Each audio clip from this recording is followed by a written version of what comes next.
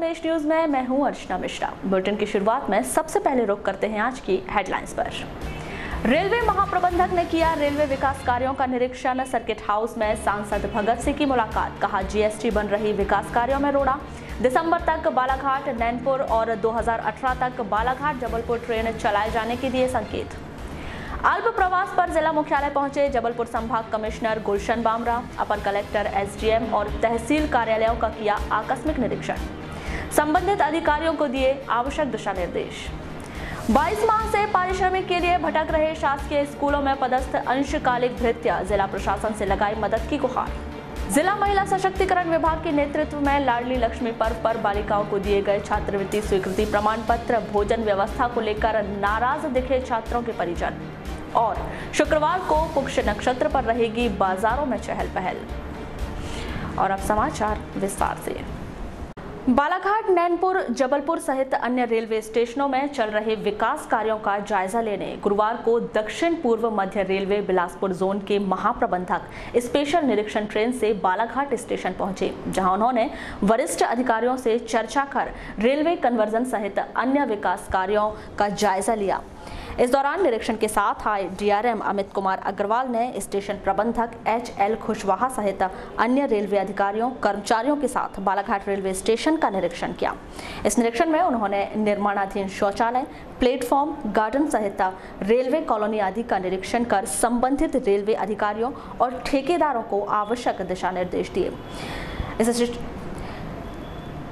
Railway station में किए गए इस निरीक्षण के बाद रेलवे महाप्रबंधक सुनील सिंह सोइन, डीआरएम अमित कुमार अग्रवाल, स्टेशन प्रबंधक एचएल खुशवाहा, कंस्ट्रक्शन मुख्य अभियंता एके पांडे सहित अन्य अधिकारी कर्मचारी सर्किट हाउस पहुंचे, जहां उन्होंने सांसद बोध सिंह भगत से निर्माणाधीन विकास कार्यों पर चर्चा की।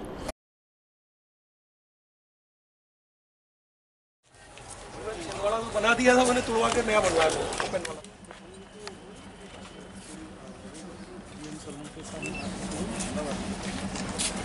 क्या हुआ था सर, जब ये नैनपुर जंक्शन का कमिश्निंग था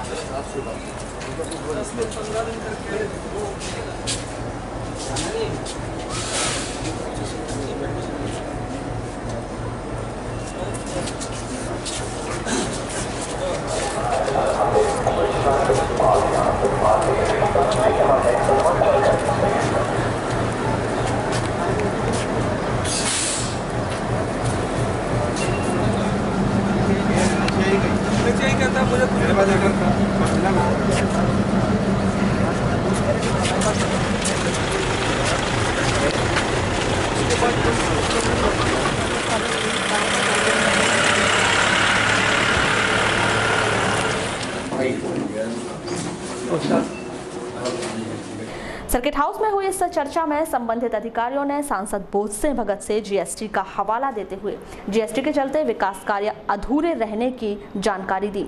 इस दौरान उन्होंने बालाघाट जिले के अंतर्गत आने वाले विभिन्न रेलवे पुल, Sarekha bypass, overbridge, Waraseoni railway station के लिए नया मार्ग बनाने, बुदबुदा में रेलवे स्टेशन बनवाने, छिंदवाड़ा, भंडारा, नैनपुर, मंडला, जबलपुर सहित अन्य रेलवे स्टेशनों में चल रहे ब्रॉडगेज के निर्माण व अन्य विकास कार्यों पर चर्चा की। सर्किट हाउस में आयोजित इस बैठक के संदर्भ में की गई चर्चा के दौरान सांसद बोध सिंह भगत ने सरेखा बाईपास पर 45 करोड़ से बनाए जाने वाले रेलवे ओवरब्रिज को मंजूरी मिलने की बात कही। इसके अलावा उन्होंने बालाघाट से समनापुर तक दिसंबर माह में ट्रेन चलाए जाने और बालाघाट से जबलपुर तक 2018 में ट्रेन दौड़ाए जाने के संकेत दिए हैं। सर्किट हाउस में आयोजित इस बैठक के बाद रेलवे अधिकारियों का जत्था नैनपुर सेक्शन सहित अन्य रेलवे स्टेशनों का निरीक्षण करने के लिए रवाना हो गया।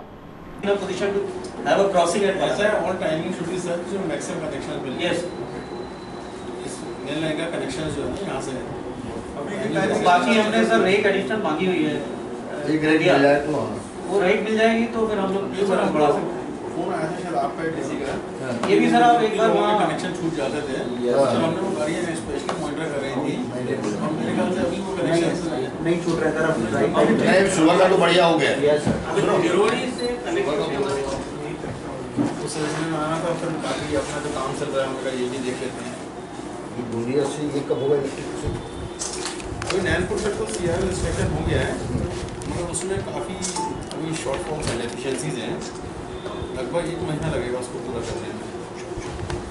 तो एक बार जब वो पूरा हो जाता है तो उसका सेक्शन रेडी हो जाएगा, उसके बाद हम लोग गाड़ियाँ चला पाएंगे सर।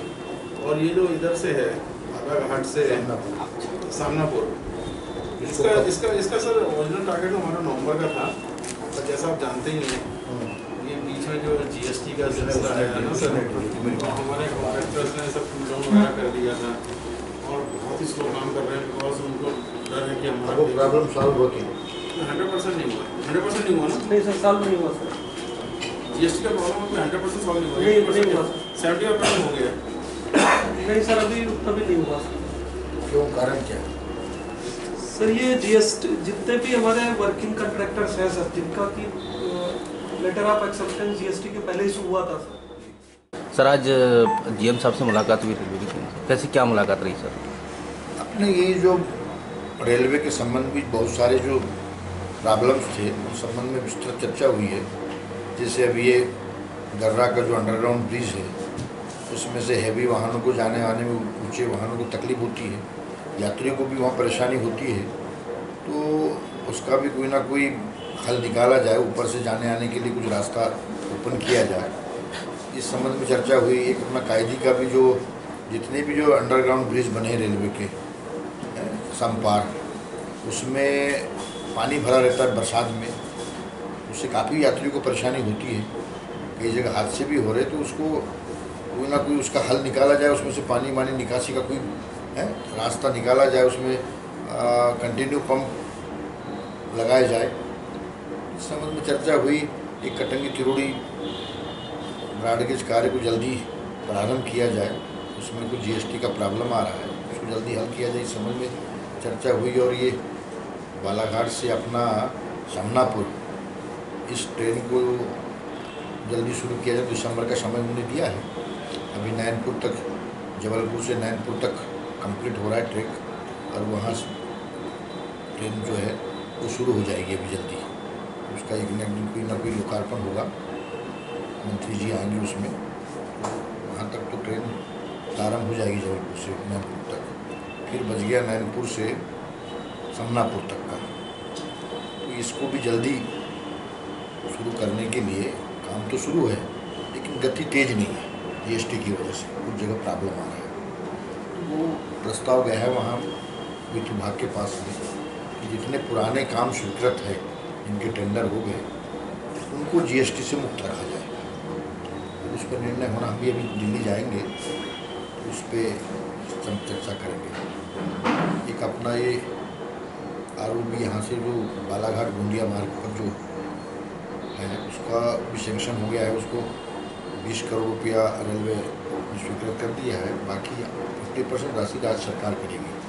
प्रस्ताव गया है कलेक्टर के थ्रू, उसमें भी हम बात करते हैं उनसे, MPRTC वालों से, उसको भी स्वीकृति मिल जाएगी तो आपको एक ROB हम बन जाएगा। जहां से लौटने के बाद महाप्रबंधक सुनील सहसोइन ने पत्रकारों से चर्चा की। चर्चा के दौरान उन्होंने अपने विचार कुछ इस प्रकार व्यक्त किए। आज मैं सुबह बालाघाट पहुंचा था। हम लोगों ने, रेलवे बोर्ड ने power grid corporation of India limited को छिंदवाड़ा मंगला फोर्ट लाइन का इलेक्ट्रिफिकेशन का कॉन्ट्रैक्ट दिया है, तो आज उनका काम शुरू हुआ है। चिराई डोंगरी स्टेशन पर आज पहली फाउंडेशन की गई, और उसी सिलसिले में हम लोग वहाँ गए थे। और उसके बाद फिर हम जब नैनपुर आए तो नैनपुर के भी आसपास जितने भी काम चल रहे हैं उसका भी हमने निरीक्षण किया है। और गेज कन्वर्शन के ही काम चल रहे हैं, जबलपुर गोंदिया चल रहा है और छिंदवाड़ा मंगला फोर्ट चल रहा है। तो ये इसमें जो भी अब पॉसिबल था देखना वो देखे। और फिर हमारे से प्रेस ने भी इंटरेक्शन किया नैनपुर में, और कुछ पब्लिक डेलीगेशंस भी आए अपनी समस्याओं को लेकर, उनसे भी बातचीत की, और CO के साथ और चीफ इंजीनियर और DRM के साथ मिलकर आसपास का जो काम चल रहा है वो सारा देखा। क्या स्थिति सामने आई कि सर कब तक बन जाएगी, कंप्लीट हो जाएगी? जो समय सीमा आपने लिया उस समय सीमा कहाँ थी, कब तक? अभी नैनपुर तक तो इसी फाइनेंशियल ईयर में वो CRS इंस्पेक्शन हो चुका है, लगभग अभी 1 महीने का काम बाकी है। तो उसके बाद नैनपुर, जबलपुर, नैनपुर तक तो गाड़ियाँ चलनी शुरू हो जाएंगी। बालाघाट सामनापुर भी काम इसी फाइनेंशियल ईयर में हो जाएगा। तो जो फॉरेस्ट लैंड में काम चल रहा है उसमें काफ़ी मेजर ब्रिजेज़ हैं, माइनर ब्रिजेज़ हैं, अंडर पासेस बनाने पड़ रहे हैं, काम बहुत ज़्यादा है, अर्थवर्क भी काफ़ी ज़्यादा है, अभी बचा हुआ है। तो मैं समझता हूँ वो काम अगले फाइनेंशियल ईयर में खत्म होगा। जबलपुर संभाग के कमिश्नर गुलशन बामरा गुरुवार को जिला मुख्यालय प्रवास पर पहुंचे, जिनके द्वारा अपर कलेक्टर न्यायालय, एसडीएम कोर्ट और तहसीलदार न्यायालय लालबर्रा का आकस्मिक निरीक्षण किया गया। इस निरीक्षण के दौरान कलेक्टर डीवी सिंह, अपर कलेक्टर शिव गोविंद मरकाम, सहायक कलेक्टर आशीष तिवारी भी मौजूद रहे। इस दौरान कमिश्नर श्री बामरा ने कोर्ट में चल रहे प्रकरण के दस्तावेजों का निरीक्षण कर आवश्यक दिशा निर्देश संबंधित अधिकारियों को दिए।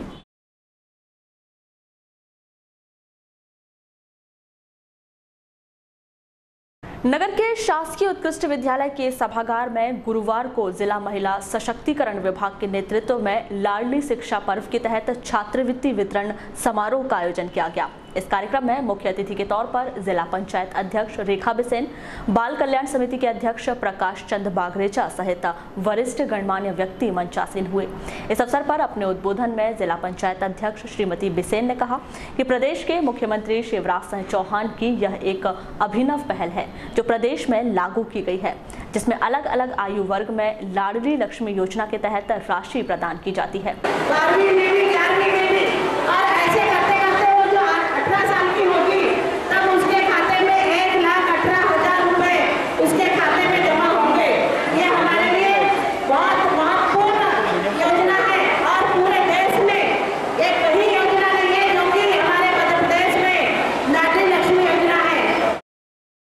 इस कार्यक्रम में भोजन व्यवस्था को लेकर बच्चों के परिजन काफी नाराज नजर आए।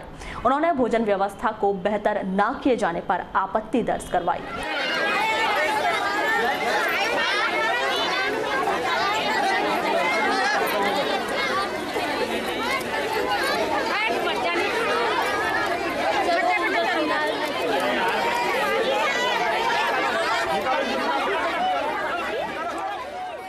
ये था, लेकिन पहले तो बड़े लोग हो रहे हैं, बच्चे को तो किसी को मिले नहीं है। यहाँ जो भोजन बांटा गया है क्या व्यवस्थित ढंग से बांटा गया है क्या? नहीं, आप लोगों को नहीं मिल पाया? नहीं।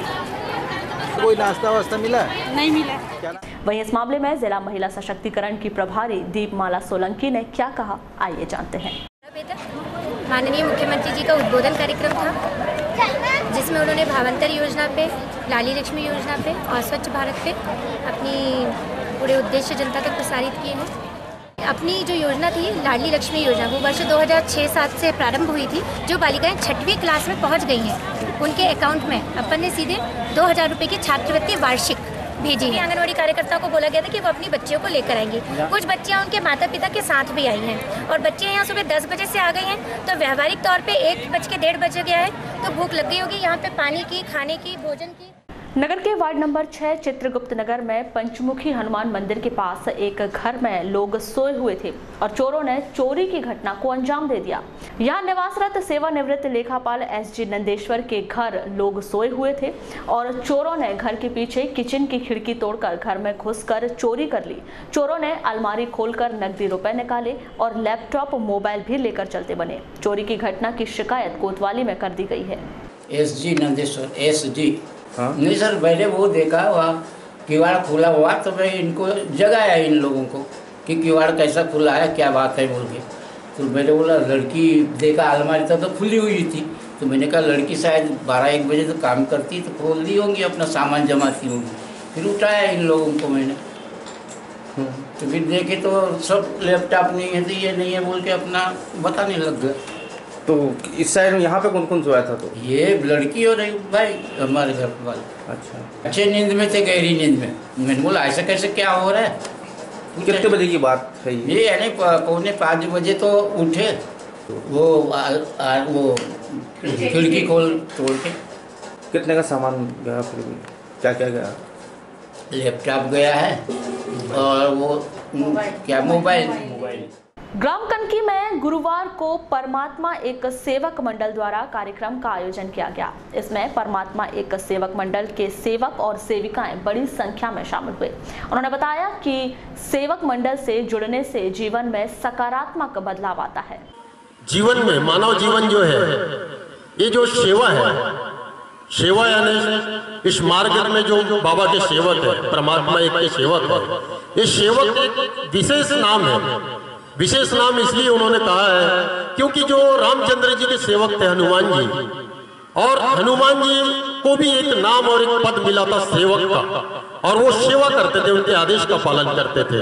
और वही नाम जो है आज इस परमात्मा एक में बाबा हनुमान जी ने हम सभी सेवकों को एक नाम दिया है सेवक का, जो नाम जो है जीवन के अंत समय तक वो नाम कभी मिटने वाला नहीं है। जो आज हमको मार्ग वाले को बाबा ने हमें नाम दिया है सेवक का।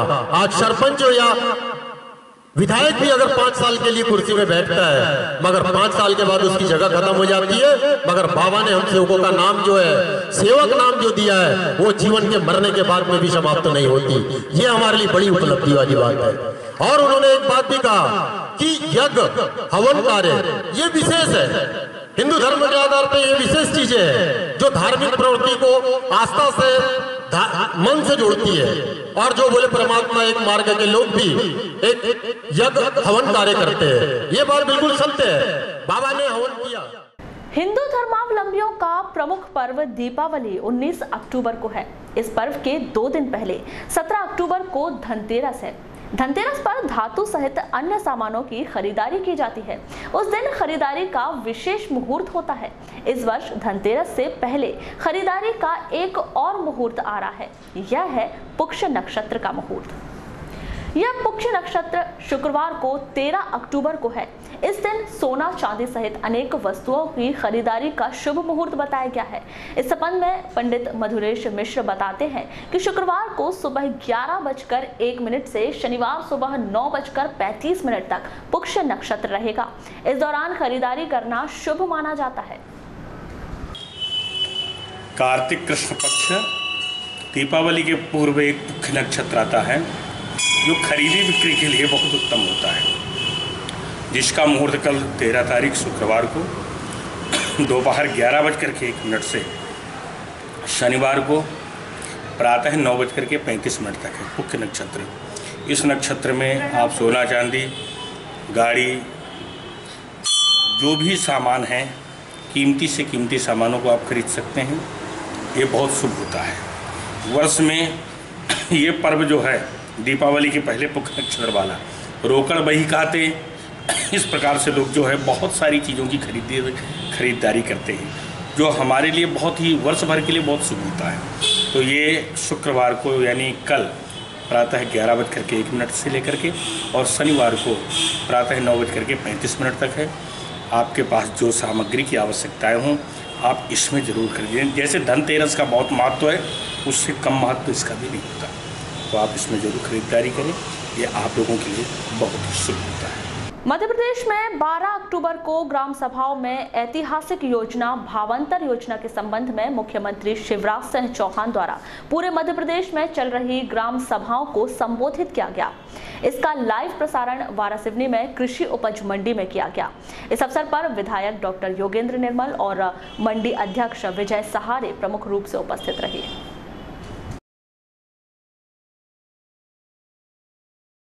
शिवराज सिंह जी चौहान है, इसलिए लाडली लक्ष्मी के नाते सम्मान है कि आज चाहे गरीब के घर, चाहे अमीर के घर, चाहे मजदूर के घर, चाहे उद्योगपति के घर, चाहे बेटी को बेटी नहीं, बेटी को लाडली लक्ष्मी कहना प्रारंभ कर दिया। आज मैं इस मंच से इतना कहना जरूर चाहूंगी कि बेटियां पढ़ सकती है, कोई बेटी को 1,18,000 रुपया दे सकता है, कोई निरंतर योजना चल पाएगी, क्या लोग भरोसा कर पाएंगे? और परिस्थिति ये बनी कि योजना केवल मध्य प्रदेश में नहीं चली, बल्कि योजना को बाकी प्रदेशों ने मध्य प्रदेश के पीछे चलते चलते नाम बदला, पर योजना नहीं रही। तो मेरे मुख्यमंत्री शिवराज सिंह चौहान ने मध्य प्रदेश में शुरू कर दुनिया को क्या है, आपके क्षेत्र में भी क्या स्थिति है इसकी? भावांतर भुगतान योजना का आशय ये है कि हमारे यहाँ मक्का, सोयाबीन, मूंगफली, तिल, राम तिल, मूंग, उड़द, इन चीज़ों में कई बार जो है रेट किसान को बहुत कम मिलते हैं। तो सरकार ने सोची कि किसान का नुकसान हो रहा है, तो इनको सरकार ने बोला समर्थन मूल्य हम करेंगे। तो समर्थन मूल्य जो है उस रेट में इनका खरीदी हो, इसलिए सरकार ने ये भावांतर योजना को शुरू किया। जैसे इस साल मेरा एक अनुभव है, अपने यहाँ कुछ लोगों ने जो है मूंग लगाई। अब मूंग जब लगाने के बाद वो बेचने गए तो मार्केट में 3.5-4 रुपये से ऊपर उनका लेवाल नहीं था। अब चूंकि हमारे यहाँ बहुत कम कृषक मूंग लगाते हैं, बहुत कम हुआ तो उनको नुकसान हुआ। लेकिन अब नुकसान नहीं होगा, अब उनका 5,500 समर्थन मूल्य है मूंग का। अगर उनका मूंग 4,000 रुपये में भी बिका तो शेष 1,2500 रुपये जो है सरकार देगी। इस तरीके से किसान के घाटे को रोकने का प्रयास भावांतर योजना के माध्यम से सरकार कर रही है। हमारे यहाँ पे मंडी परिसर में पंजीयन की कार्रवाई 11 से 15 तारीख तक पंजीयन कराएंगे और किसान लोग यहाँ आए और फॉर्म भरे। ऑनलाइन पंजीयन हुआ इसका। उनको डॉक्यूमेंट भी लगा किसान को कुछ? उसके डॉक्यूमेंट जैसे रजिस्ट्रेशन के समय पावतियाँ, आधार कार्ड ये लेके आए।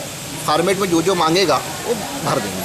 लेकिन अपने पास इसकी बैंक की पासबुक है, उसकी फ़ोटोकॉपी, उसकी कॉपी, ये सभी जो जितने डॉक्यूमेंट्स हैं वो लेके आएँ।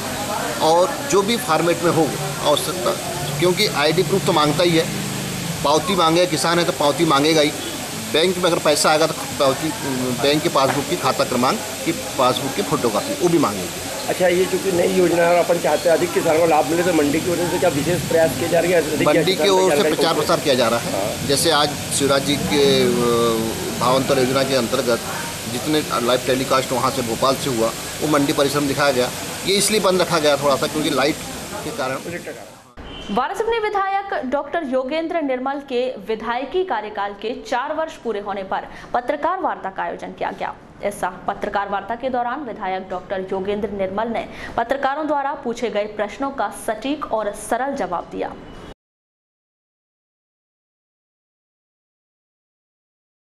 कभी लोगों ने किया, लेकिन मैं ऐसा मान के चलता हूं कि वारासिवनी के जो हमारे पत्रकार हैं, कुछ उन पत्रकारों से हटके जो आरोप लगते हैं, बहुत अच्छी बात है। हमारे यहाँ के पत्रकार बंधु वास्तविक स्थिति को भी जनता के सामने परोसते हैं, वो उनकी अच्छाई है और इसलिए मैं उनका आभारी हूँ।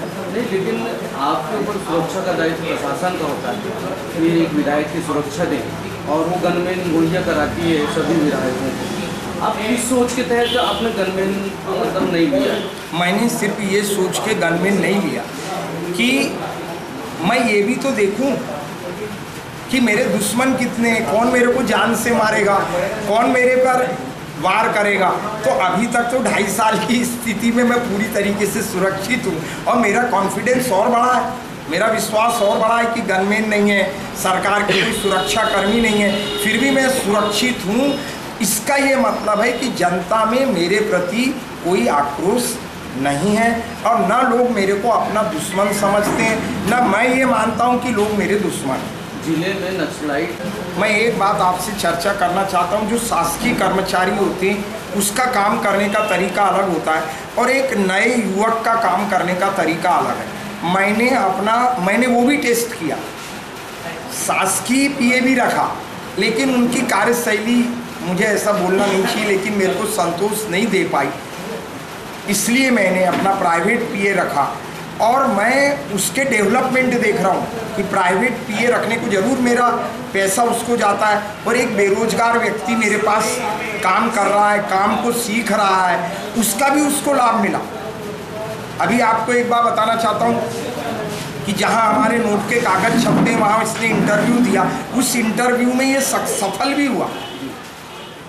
उसका परिणाम ये, हाँ देखो भैया, हम नगर पालिका में भी रहे तो आपने हमारा 5 साल का नगर पालिका का भी कार्यकाल देखा, ठीक है ना। उसमें जबकि लोग ऐसा बोलते नगर पालिका काजल की कोठरी है, लेकिन हम उसमें से भी बाहर हो गए। आज भी जनता ये बात कहती है कि जो नगर पालिका डॉक्टर साहब ने चलाया वो किसी ने नहीं चलाया। तो ये हमने नगर पालिका से शुरू किया।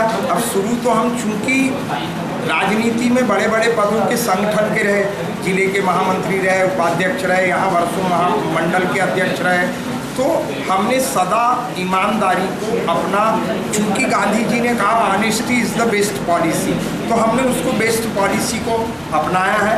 अब इसको हम ये चाहते निरंतर, जब तक हम राजनीति करेंगे तब तक हम इस पॉलिसी को लेकर चलेंगे।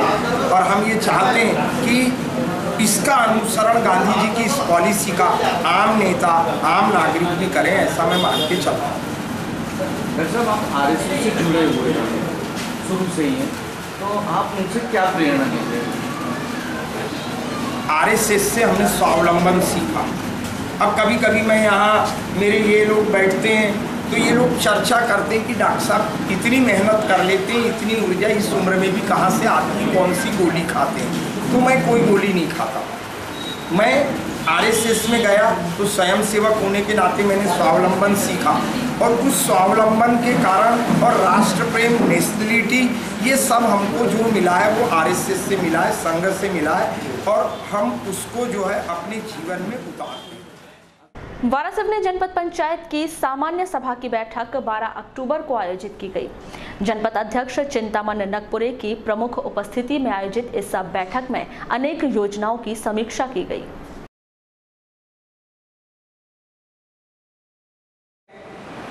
कीड़े कैसे डालते हैं सब पता है, इसका मतलब विभाग का काम ही चाकी जब बनाते थे, चाकी को अपने पास ही बनाते थे, कहीं से मैं आपको दिलवा दूंगा। चाकी को दूसरा आदमी बनाता है, समान प्रसंग की बैठक आयोजित की गई जनपद पंचायत में, किस बिंदु पर चर्चा की और प्रस्ताव क्या लिए गए? आज हालांकि आज सामान्य प्रशासन की और सामान्य सभा की मीटिंग पिछले महीने स्थगित हो गई थी कोरोना के अभाव में, ये आज रखी गई थी, और आज सामान्य प्रशासन की और सामान्य सभा की भी मीटिंग होने जा रही है। अभी सामान्य सभा चालू है। सामान्य प्रशासन में 2-3 बिंदुओं पे आज एक विषय था। एक था कॉम्प्लेक्स, जो अपने जनपद के सामने में कॉम्प्लेक्स है 10 कमरे का, इसकी नीलामी की प्रक्रिया के ऊपर में चर्चा, और इसके ऊपर में, इस विषय के ऊपर में अपने नगर पालिका को एनओसी के लिए 2 लाख रुपए भी जमा कर दी हैं। उनका एनओसी प्रपत्र भी प्राप्त हो चुका है। बाकी प्रक्रिया अभी लटकी हुई है, ये जल्द से जल्द निपट जाएगी। और दूसरा विषय था रामपायली मेले। रामपायली मेला आ रहा है, इस विषय पे भी चर्चा हुई है, और इस बार ये रखा गया है कि वहाँ जो रामपायली मेला है, रामपायली मेला रामपायली में होता है, और उसको क्यों ना अपन जनता, वहाँ के रामपायली के गणमान्यों को बीच में बैठ के एक सामंजस्य बिठाल के एक मेले को अच्छाई की ओर लेके। पिछले समय कुछ त्रुटियाँ हुई थी जिससे जिले में सब चर्चाएँ गई थी, उसको दूर करने के लिए इस बार अपन वहाँ जनता के बीच में बैठना चाह रहे हैं, गणमान्यों के बीच में उनके भी विचार लिए जाएंगे, और विचार जनपद और उनके विचार को लेके एक सामंजस्य। अनुसूचित जनजाति के आरक्षण को लेकर विमुक्त घुमक्कड़ अर्ध घुमक्कड़ संगठन की न्याय यात्रा जारी है। विमुक्त घुमक्कड़ जनजाति समाज सेवा संगठन द्वारा उज्जैन से निकाली इस न्याय यात्रा का समापन 22 नवंबर को भोपाल में किया जाएगा। इस न्याय यात्रा के दौरान संगठन द्वारा प्रदेश के विभिन्न राज्यों में बैठक व रैली का आयोजन कर विमुक्त घुमक्कड़ एवं अर्ध घुमक्कड़ जनजाति को एसटी का आरक्षण दिए जाने की मांग की जा रही है, और रैली के माध्यम से कलेक्टर कार्यालय में ज्ञापन सौंपा जा रहा है। सिंह बंजारा संघर्ष करो, सिंह बंजारा संघर्ष करो, इंक्वायरी करो, हमारी मांगे पूरी करो, अभी तो लड़ाई मांगे, हमारी मांगे, हमारी मांगे, हमारी मांगे। इसी क्रम में गुरुवार को बस स्टैंड स्थित सार्वजनिक धर्मशाला में संगठन द्वारा एक बैठक का आयोजन कर रैली के माध्यम से कलेक्टर कार्यालय में एक ज्ञापन सौंपा गया। न्याय यात्रा के संदर्भ में की गई चर्चा के दौरान विमुक्त घुमक्कड़ संगठन के प्रदेश अध्यक्ष नारायण सिंह बंजारा ने मुख्यमंत्री शिवराज सिंह द्वारा चुनाव के पूर्व घुमक्कड़ जनजाति के एसटी जनजाति का आरक्षण दिए जाने का आश्वासन दिया गया था, लेकिन प्रदेश सरकार ने सत्ता में आने के बाद अपना वादा नहीं निभाया है। इसमें 51 जनजातियाँ घुमंतों में आती हैं और 1 करोड़ की जनसंख्या के ऊपर है, और पूरे 51 जिले में ये जातियाँ हमारे निवास कर रही है, और घूम घूम के अपना भरण पोषण और बच्चों का पालन पोषण करते हैं। न स्कूल में जा पाते हैं, न इनके पास जाति प्रमाण पत्र है, न वोटर आईडी है, न कोई परिचय पत्र है, न राशन कार्ड है।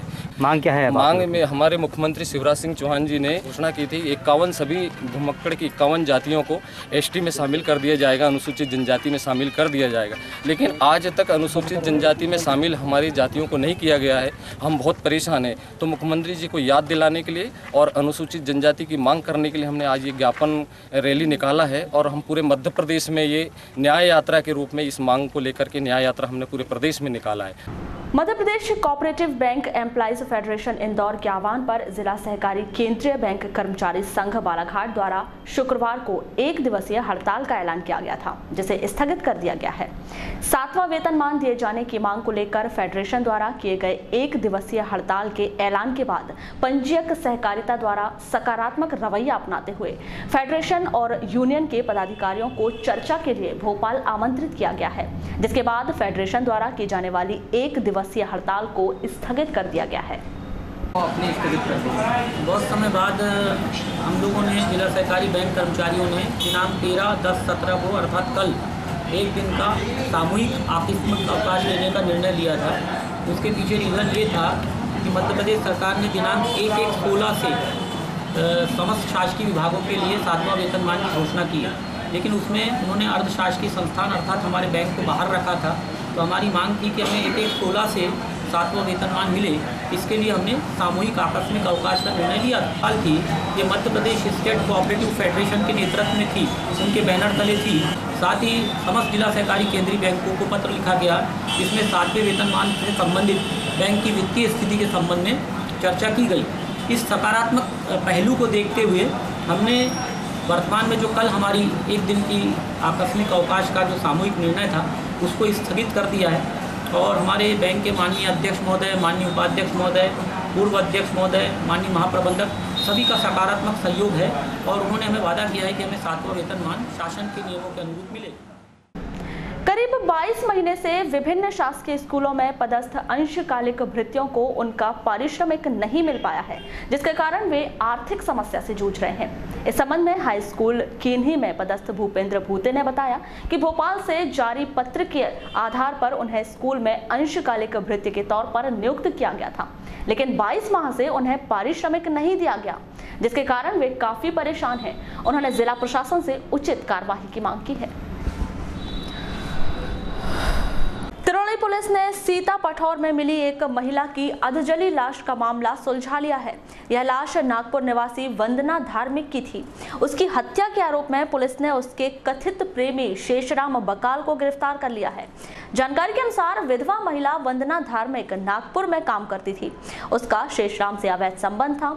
शेषराम ने उससे पीछा छुड़ाने के लिए उसे अपनी इंडिगा में बैठाकर घुमाने के बहाने तिरौली क्षेत्र में ले आया और कार में उसका गला घोंटकर हत्या कर दी। फिर उसकी लाश जंगल में फेंक पेट्रोल डालकर आग लगा दी और फरार हो गया। पुलिस ने मौके से मिले कुछ सूत्र और साइबर सेल के सहयोग से पहले इस महिला की शिनाख्त की, फिर आरोपी को नागपुर में गिरफ्तार कर लिया। नगरपालिका कार्यालय में 5 रुपए पेमेंट बनने से गुस्साए एक सफाई कर्मी ने स्वयं के हाथ को ब्लेड मार लिया। घायल सफाई कर्मी राजा सुमेंद्र को जिला अस्पताल में भर्ती किया गया है। प्राप्त जानकारी के अनुसार 12 अक्टूबर की शाम 5 बजे सफाई कर्मी ने मुख्य नगरपालिका अधिकारी गजानन नाफड़े से वेतन के विषय में चर्चा की थी और 10,000 की मदद मांगी थी, लेकिन सीएमओ श्री नाफड़े द्वारा सफाई कर्मी की बात ना सुनने पर गुस्साए सफाई कर्मी ने स्वयं को चोट पहुंचा ली। इस संबंध में दूरभाष पर चर्चा के दौरान सीएमओ श्री नाफड़े ने बताया कि नगरपालिका में 5 रुपए पेमेंट किसी का बनता नहीं है, जितनी उपस्थिति होती है उतना पेमेंट बनता है। नगरपालिका से किसी प्रकार का नगद भुगतान नहीं किया जाता, राशि सीधे खाते में दी जाती है। सफाई कर्मी का अगर बैंक में खाता है तो बैंक की उसकी जानकारी बता पाएंगे। चलते चलते एक नजर आज की हेडलाइंस पर एक बार फिर। रेलवे महाप्रबंधक ने किया रेलवे विकास कार्यों का निरीक्षण। सर्किट हाउस में सांसद भगत सिंह की मुलाकात। कहा जीएसटी बन रही विकास कार्यों में रोड़ा। दिसंबर तक बालाघाट नैनपुर और 2018 तक बालाघाट जबलपुर ट्रेन चलाए जाने के दिए संकेत। अल्प प्रवास पर जिला मुख्यालय पहुंचे जबलपुर संभाग कमिश्नर गुलशन बामरा। अपर कलेक्टर, एसडीएम और तहसील कार्यालयों का किया आकस्मिक निरीक्षण। संबंधित अधिकारियों को दिए आवश्यक दिशा निर्देश। 22 माह से पारिश्रमिक के लिए भटक रहे शासकीय स्कूलों में पदस्थ अंशकालिक भृत्य, जिला प्रशासन से लगाई मदद की गुहार।